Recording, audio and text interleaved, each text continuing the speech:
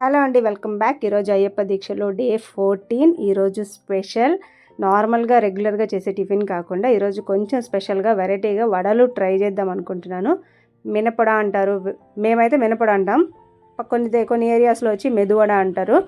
So ఉద్దిపప్పు వడలని చాలా రకాలుగా అంటూ ఉంటారనమాట.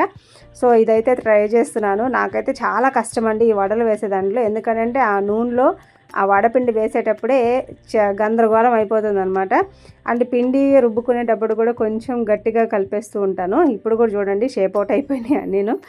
సో నాకైతే ఈ వంట అయితే అస్సలు రాదు, బట్ ట్రై చేస్తుంటాను. కానీ కొన్ని మాత్రమే సరిగ్గా వస్తాయి, కొన్ని అయితే అస్సలు రావన్నమాట.